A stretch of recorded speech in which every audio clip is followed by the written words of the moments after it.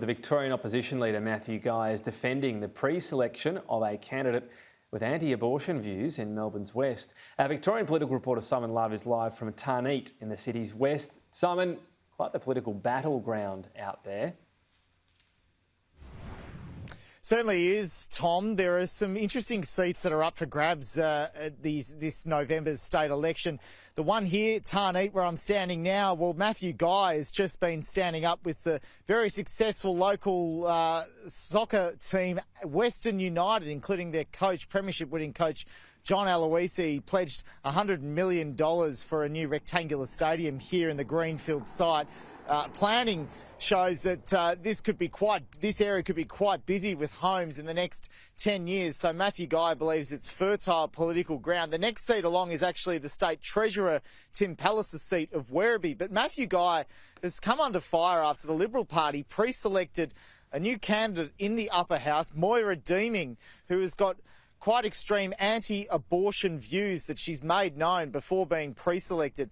Now, that comes after Bernie Finn, for a former Liberal MP, was booted out of the party after very controversial abortion views. So Matthew Guy faced some intense questions on that pre-selection today. Here's what he had to say.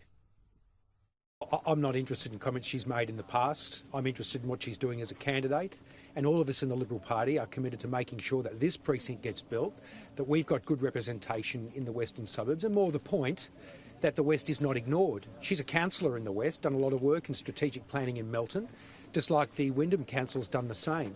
So I'm focused on the future, and I'm focused on making sure that the West is well represented. This pre-selection's really divided opinion, though. Liberal sources who I've spoken with say that Moira Deeming's actually worked quite hard for this pre-selection, and although her views are quite extreme, she's seen as someone that could elevate the Liberal Party's brand here in the West. But we do know that one Liberal member, the former Western Metropolitan representative Andrew Elsbury, from 2010 to 14, he actually has resigned from the party. Now, the government's making light of this today and seizing on both this announcement and also the pre-selection. Their spokesperson today was Employment Minister Jala Pulford.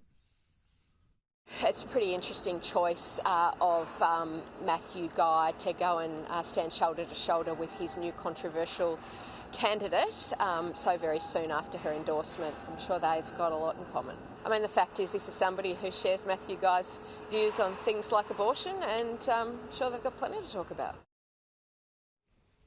And Tom, Moira Deeming was nowhere to be seen at this event. Matthew Guy says he doesn't usually stand up with upper house candidates, but he certainly fended off questions when I asked him, was Moira Deeming told not to attend this event out here in Melbourne's West? So very interesting times and interesting selections ahead of the November 26th state election. Parliament does go back after the winter break for sittings next week.